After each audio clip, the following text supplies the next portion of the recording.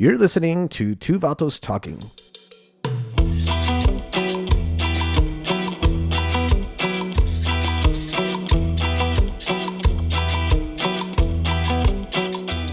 A podcast by two dads discussing life's challenges and blessings with the goal to create a sincere community for men. We're your co-hosts, Eduardo and Spencer. Yeah, so today's Saturday, March 28th. We are TVT Bro Talk, Two Vatos Talking Bro Talk. And who are we with today? Hello, this is Edgar. I feel so welcome. Thank you guys from ChucoTown Trailblazers. Great. We are a running group. We do hikes and also trail running. So this is not the first time that we meet, right? No, it's not. Yeah, so can you tell us about the first time that we met? The first time was at Team 915 events at Painted Sky, I believe, right? At that park over in Horizon, Painted right? Sky and Horizon, that's correct. And I think you participated in the pull-up challenge that day? No, I didn't. Oh, you didn't? No. Okay. I will sit out. So tell us about your group and what's your mission? Well, like I said, my name is Edgar. I founded the group ChucoTown Trailblazers, and my girlfriend runs the subdivision, which is Chuco Chicas. Oh, wow. That's a women's group.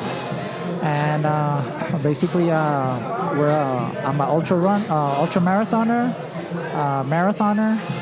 and we do group runs, 5Ks on Fridays at Memorial Park. Saturdays we do trail runs at 1,000 steps trailhead on the west side at the end of Stanton Street. And then Sundays we do long runs, and we're changing venues, so it's to be determined where we're going to do that right now. So I didn't know you were an ultra marathoner. Ultra marathoner. And so a marathoner. Can you explain what that is? Ultra marathon is a distance any distance past 26.2 miles, which is a marathon. A marathon is 26.2. Anything above that distance is an ultra marathon. So what's your longest run? So far, it's 38 miles. 38 miles. So someone runs 26 miles. That's already a marathon. Yeah. What made you think, hey, I want to go further? That's over the top.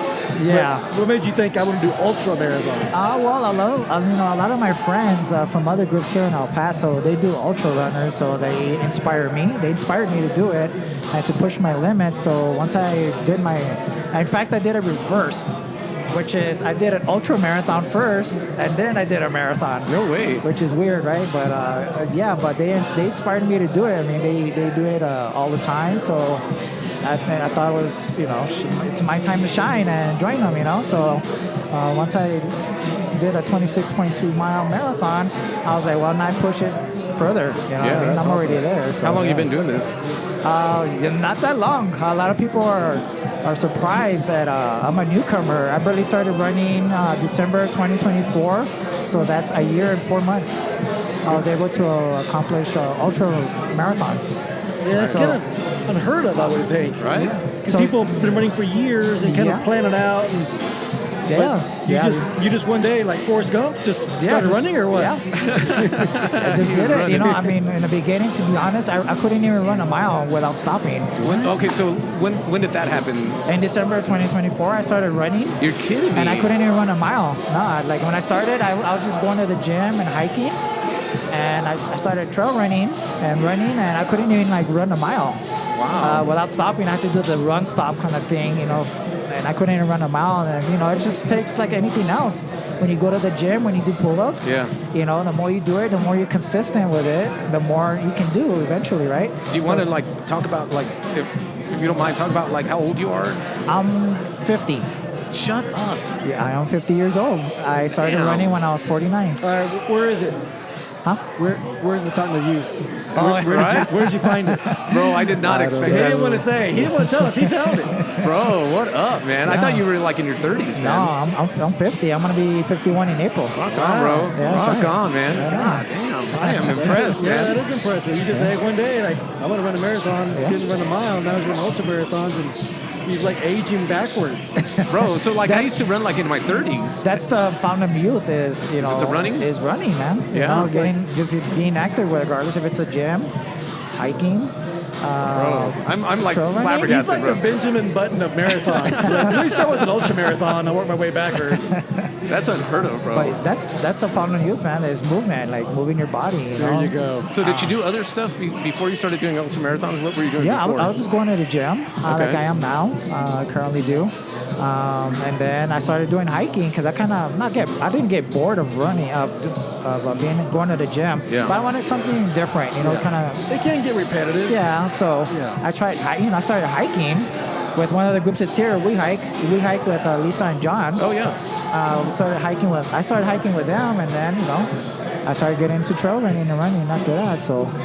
Yeah, Wow, I'm pretty impressed, bro. amazing. I still can't get past that you're 50, man. I thought you were going to be like, yeah, I'm 30. And it's like, oh, it's never too late to start. But shit, you're 50, man. That's I'm freaking 50, awesome. So, I mean, that's what I try to push is like, I'm 50. I barely started running a year and 4 months ago. Damn. If I can do it, anybody can. How's your come body and join holding us. up? Yeah, how's your body holding up? Right now I'm injured because I did an a marathon at the Cerro Vista. So I got injured doing a 50K. Okay. Which is 32 miles. So I got injured. So right now I'm just kind of resting my knee. Okay. But we barely started doing our events again on Friday. We did a 5K run at Memorial Park where we do running every Friday at Memorial Park, but I didn't run. My girlfriend actually led the running group. Oh wow! And I let the people show up to walk as well. Okay. So I want people to start regardless if you're walking or running. So how long was that? I led the walking group. A 5K, which is 3 miles. So you ran it backwards or what? No, my girlfriend ran the 5K. He ran it on his hands, bro. Yeah. He's doing a handstand for the whole thing. Yeah. 5K's easy for this guy, man. Jesus. That's awesome, So man. you brought up something that a lot of people, this sort of theme this thread that I've heard through is like movement. Yeah. Right. So this thing of energy, you gotta give energy to get energy. Right. I mean, just you gotta. Every runner that's here today, or any famous person, regardless if they're a triathlete, ultra runner, marathoner, everybody begins in the same place. Like nobody begins, or they're born running, right? Right. So everybody begins somewhere. But everybody begins not being able to run a mile. So my thing is just start. Yeah. Just get started, and before you know it, with consistency, just like with the gym, you start lifting more weights as you being more consistent. The same thing with your miles when you're running is the more consistent you do it, the longer you'll run. Did you have a mentor, somebody that kind of showed you the way? No, I winged it. Good for you, man, and you figured that shit out. Yeah, I figured it out, man. Yeah. That's amazing. That's pretty impressive. So they're playing, for those of you listening, in the background is La Chona. Yeah. And that's Sergio's go-to song to push him through. So what pushes you through? Is there a certain song in the playlist that you're like, man, I gotta make that 40th mile? Oh man. What's the song? Give me some Wu-Tang, man. Is that right? Wu-Tang? Give me some Wu-Tang. Nice. All day, every day. Yeah. Yeah. All right. We're gonna hit you with some lightning round questions. What do we call it? The Cubole quiz. Our Cubole quiz. Cubole quiz, right? Because we're playing off the two vatos talking. All right. All right. So just to kind of, these are all lighthearted questions, right? All right. And so they're real easy answers, right? So your go-to fuel, tacos or tortas? Are you talking about the food or the women? Well, you tell me. I know you have a girlfriend, so. Clearly the answer rests on the question. It does. Right. I would go with tacos. Oh yeah, tacos. And women? What are you putting on those tacos? Cholula or Tabasco? Oh, Tabasco, man. Oh, nice. Oh yeah, we gotta go with Tabasco all day. All right. Yeah. All right. Your biggest opponent, the clock or your heart? Oh, the clock, man. I'm always late to everything. Nice. I'm notoriously late at work, at my own events even. Everybody knows, man, but I'm the same way, man. Yeah. All right. Next one is your inspiration, your familia or your legacy? Oh, my legacy. Your legacy. Yeah, my legacy. Nice. What's your post-victory go-to drink? A cold cerveza or an agua fresca? Oh, I would go with what do you call it? The E-ciders, man. That's what I drink. Eastsiders? Eastsiders. Yeah, the Eastsiders, the ciders. Oh, the ciders. Yeah, It's I like called drinking- East Cider. Yeah, Eastsiders. Oh, it's an East. I thought you said Eastsider. Yeah, Okay. Yeah, they're called Eastsiders. They're ciders. Nice. I'll have to try those out. Yeah, my girlfriend makes fun of me all the time because she's the beer drinker. She drinks IPAs. Yeah, and I drink the wussy ciders. You know what I mean? So she always makes fun of me. No, I love cider. Yeah. I do like an IPA, though. I've been drinking West Ciders, though. I got to try the East Cider. Westsiders. All right, your pre-challenge ritual is you need hype or calm? Calm. Oh yeah, most definitely calm. I've had too much drama.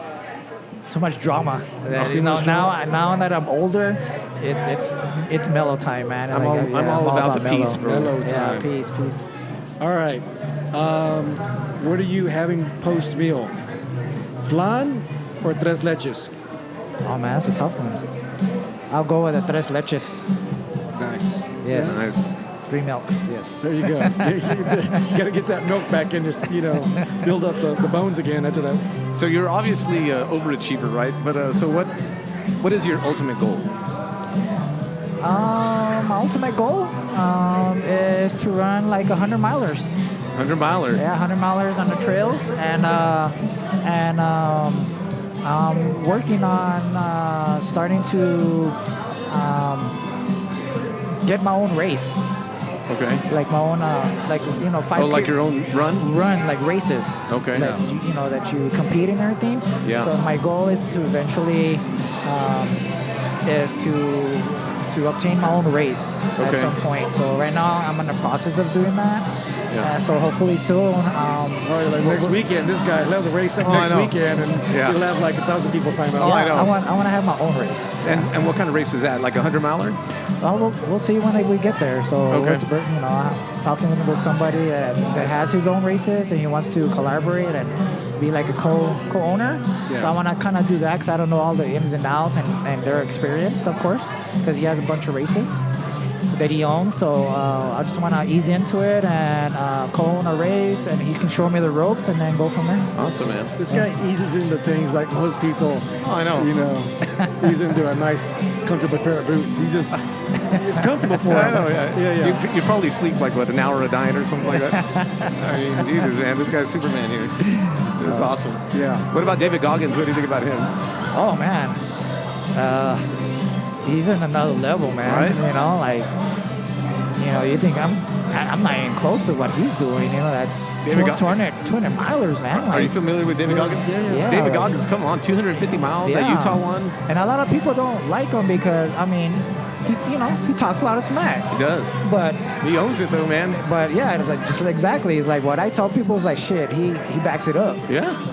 When you talk and you don't back up your talk, then no respect there, right? But hey, he talks the talks and walks the walk. You know That's what I mean? right. So I have total respect for David Goggins. Yeah, No, a badass. he's next level, man. He's one of my idols, right? Oh, It's just yeah. like amazing. Yeah, he's amazing. And I think he's not young either. You know what I mean? No. And he got off like a knee injury, and then came back and like, I'm gonna run a 200 miler like recently, like last year. Yeah. Like that was insane. Like I'm just gonna go run 20 miles. It's kind of like you, man. Yeah, I can't do 200 miles, but hey, more power to him. Maybe one day I'll be there.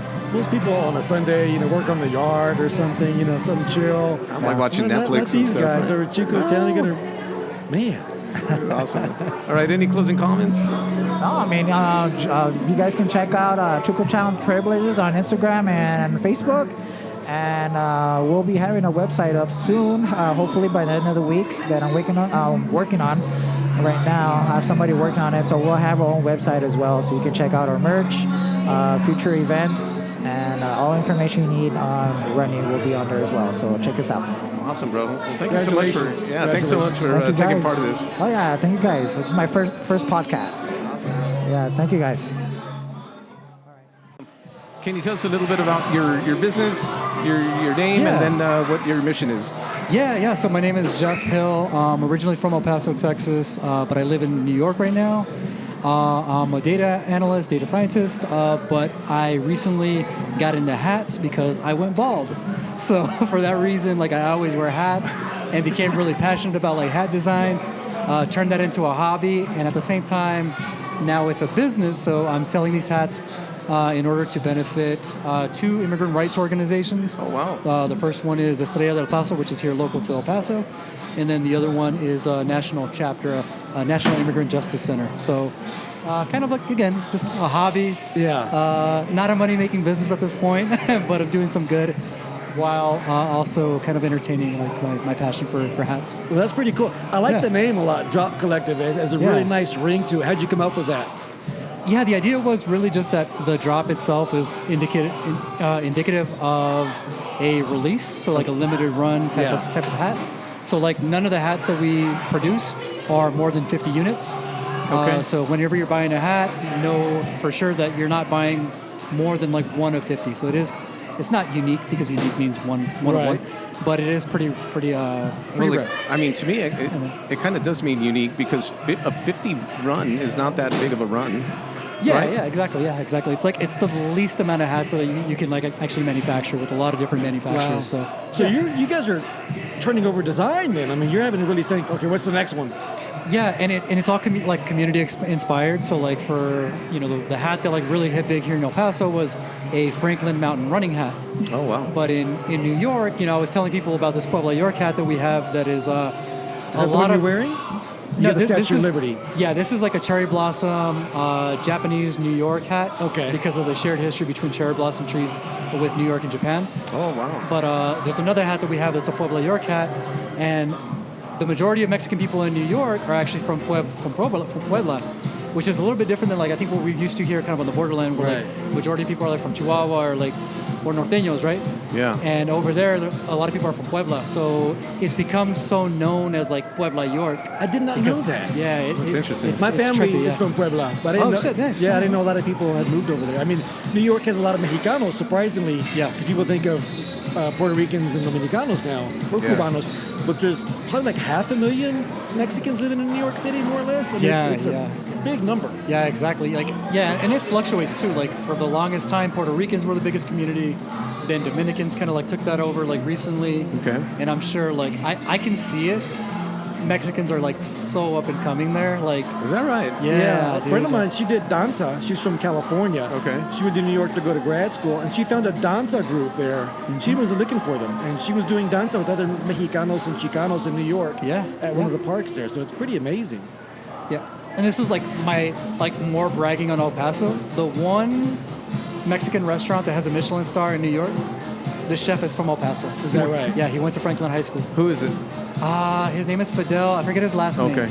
But the name of the restaurant is Corima. And they're doing some mind-blowing stuff out there in New York. Like, the Mexican restaurants in New York, I feel like a lot of the time, it's high quality, but it's also like stuff that you're familiar with. Yeah. They have a plate where like they're like even like foaming like queso Oaxaca, and like they're doing like some really experimental stuff and like kind of pushing the boundaries. So like it's so cool that like I love they're it, from man. El Paso. I'd love to hear that. Yeah. So you're from El Paso, Exactly. but you live in New York City. What took you there? Just work. I mentioned being a data analyst. I work in tech. My wife works in tech. Okay. So it's just kind of like we moved to San Antonio originally, then Arizona, then finally like settled in New York just because there's a lot of like tech jobs out there. Is that right? Yeah. That's awesome. How long you been out in New York? I've been there 6 years now. Okay. Yeah. And what brought you home this weekend? I come to El Paso like 3 or 4 times a year. Okay. This time we were just like visiting our nephew and niece, and it coincided with like the run. The 9-run-5. 9 run. Sorry, run. 9-run-5. 9-run-5. Yeah. Everybody's got cool names It's a at tongue this twister. place.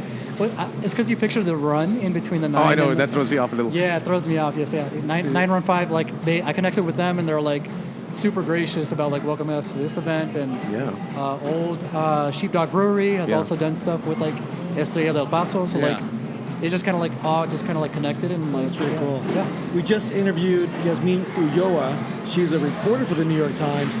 She's from El Paso. She went to Burgess. Okay. Yeah. And she was telling us that there's a decent El Paso community in New York City as well. There is, man. Is it it's really? huge? Yeah. Have you run into we're that? Definitely close. I've run into that. Yeah. Juarez, I would say the Metroplex itself, like Juarez and El Paso. Yeah. You'll Oh, tend wow. to find a huge community there. Is that right? Yeah. Man, we got to make our way out to New York City, man. We've made our step. You got to go and like support the people that are doing big things out there. It's really cool. I think most people that leave El Paso, they become like ambassadors of El Paso, right? Do you feel, for sure. Do you feel like you're an ambassador in New York City for El Paso? Oh man, ambassador sounds so like grandiose. Like I'm just trying to like I don't know do what I can for like the community back here, and like again like I'm really big and passionate about like immigrants' rights. Oh wow. So like that's kind of like what's driving me nowadays. But see, that's so cool because you moved away. Right, and you sound like you got a great career going, but people talk about this. It's kind of a cliche almost. Don't forget where you came from. Yeah, most people kind of do in a way, Sure. But you're giving back. What inspired you to do that? Yeah, I don't feel like you have to choose one way or the other. Maybe those people who have left and like feel like they need to just kind of like turn the page on El Paso for whatever reason. Yeah. I don't feel that way. I feel like you can kind of like walk and chew gum at the same time, as people say. Like you can represent like your roots and be all about that, and at the same time be all about like where you're living in the moment, right? Whether that's New York, whether that's Chicago, or wherever else you're living. Like, support that community that's there with you, but also like, support the community that's here in El Paso as well. Yeah, I always look at like people like Aaron Jones. Yeah, exactly. Aaron Jones made it big in the NFL. He still comes back to El Paso. And he is an ambassador. Because he's always flashing 915 when he scores like a touchdown and stuff. Yeah. So I'm always super proud of that. Khalid also gives big shout outs to El Paso. So, and then now you're doing the same kind of thing in your own cosm, right? Yeah, I mean, and again, like these people that are in New York and like they've done really big things and are from the community, like they do the same thing. So like it's really cool to see. So going back to your hats, because you said every run is 50, so there's only so many out there. What's one that you're like, I'm keeping one of these 50. It's too cool. I'm not selling it or giving it up. It's in my collection. The one that I'm wearing, I really love for whatever reason. I like it a lot. I think because the texture is just a little bit different. It's like a canvas type of kind of a checkered pattern. Yeah. Even though you can't really like see it, it's a little subtle. But also the Franklin Mountain running hat. Like I love that one just because it's like moisture wicking and it's great. Yeah. I didn't have a chance to go see. Were you selling these here at your booth? I was, yeah. We got a few sales and a few people who like signed up for like the email list. So people. Did you put them away already? I kind of want to see them. I did put them away just because we noticed like this area it seemed to be getting like a little bit less traffic at this point. Yeah. So I'm like, okay, well, like we want to go hang out with our families too and have a couple The beers. Drop Collective. Yes, sir. Mm-hmm. Do you have a website or Instagram, or how can people find your products? Yes, the dropcollective.co is the website. On Instagram, we are the Drop Collective headwear. What else? I think it's pretty much the two main ways you can keep in touch with us. Yeah.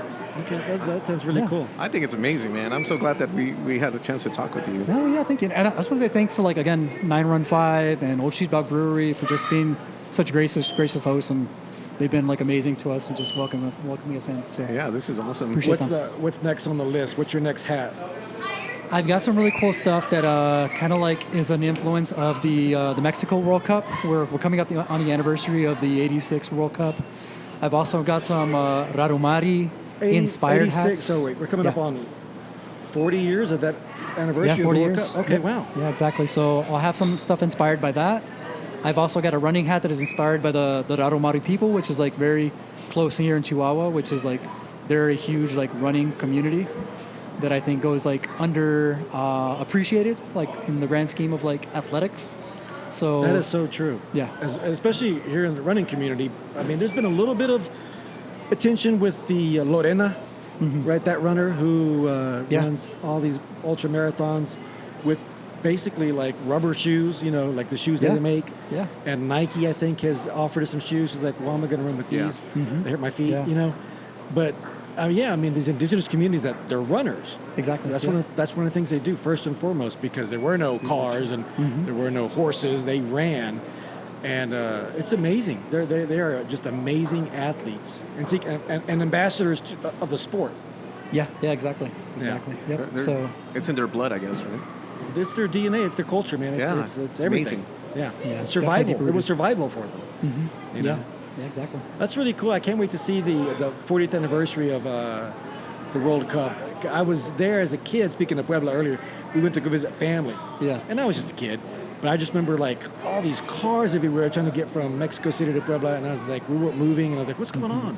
why are so many people? Like, oh, it's the World Cup. And it was just, you could feel the energy and the excitement for it to be hosted there, and just the love for the game. And I think that's going to be, you might want to change your, on the 50 limit, because you're going to have, the orders are going to be out. It's been really cool. Like, we've been able to like sell out some of them. Like, even like the Franklin Mountain Running hat, we had a few here today, but it's pretty much sold out at this point. That's awesome.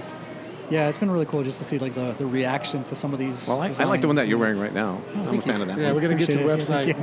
I know. I'm going to go order one right now. All right, so we're going to just switch gears real quick and go to our Gublet round. So it's just some lighthearted questions, and it's just a quick answer. We'll do 6, 3, and 3. All right, so I'll start it out with, so your go-to fuel, tacos or tortas?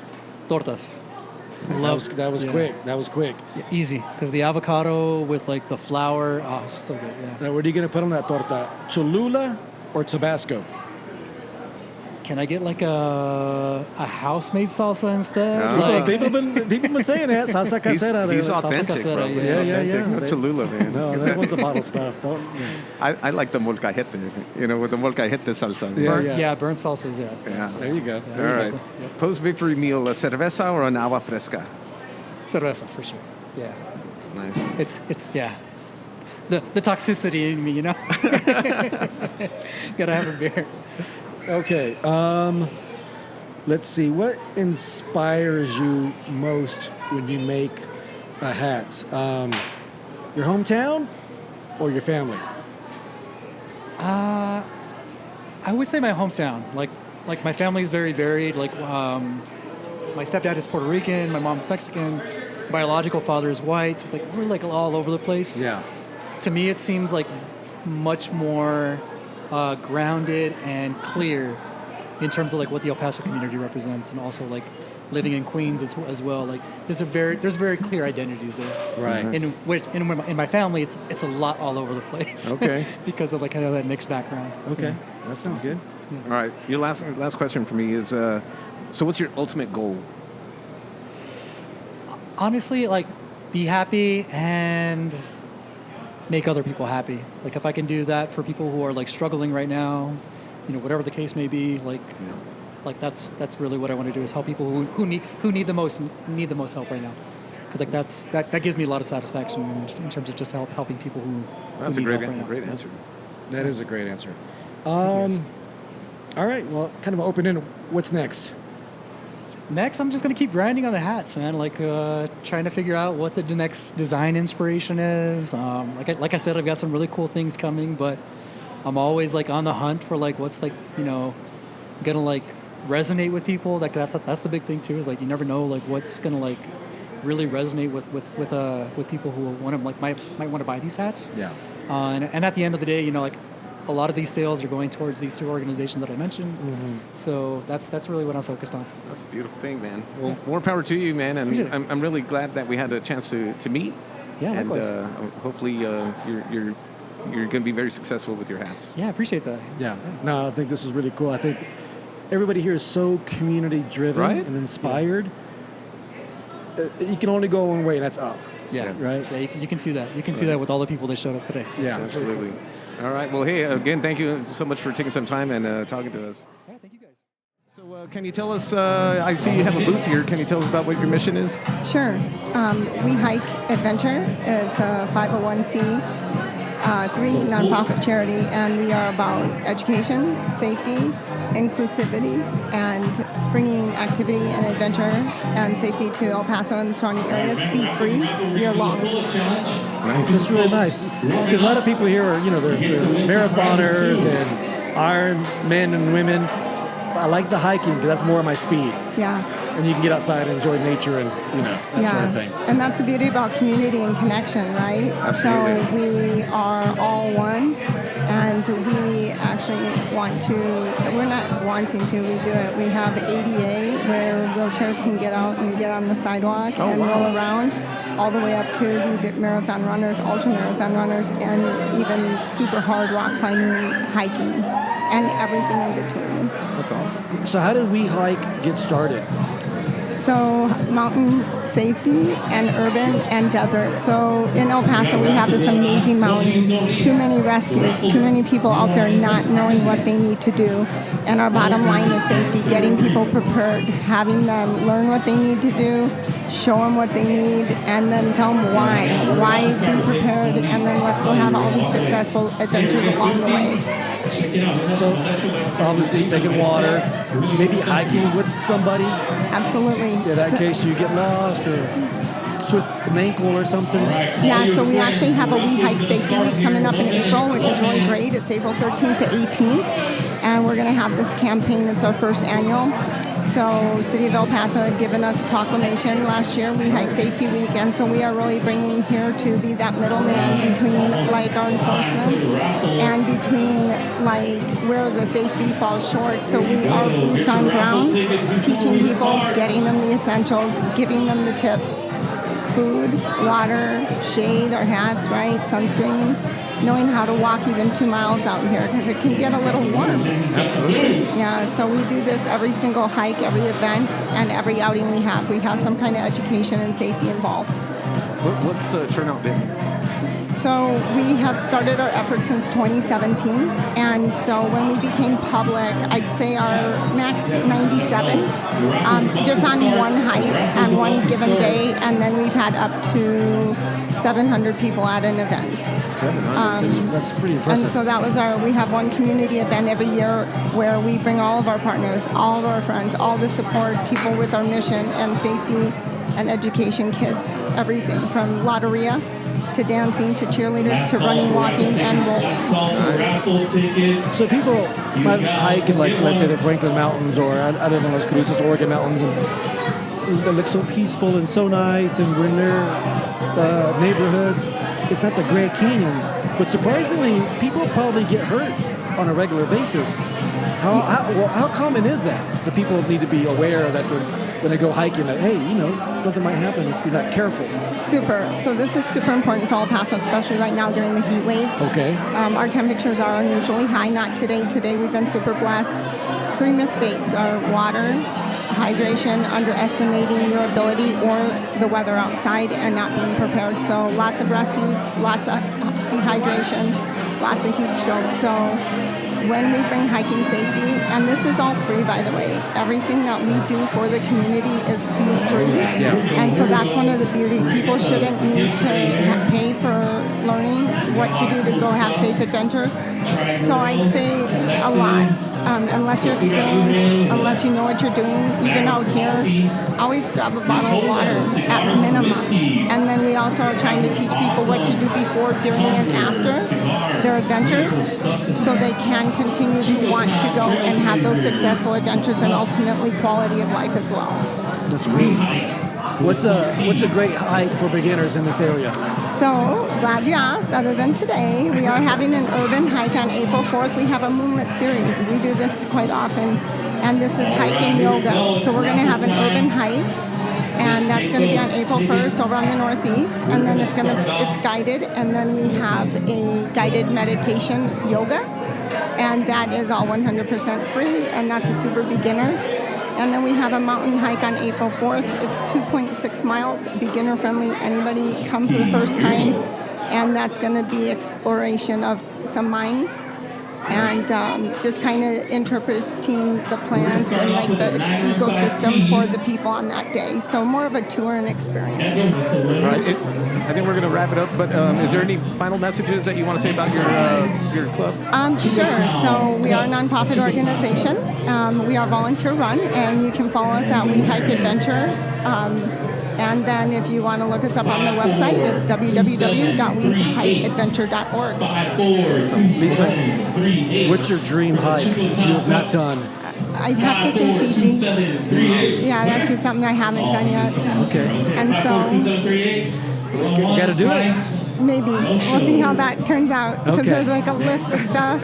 Yeah, well, if that's your dream one, that sounds fun. Yeah, absolutely. Well, thank you so much for participating in this. Thank you, guys.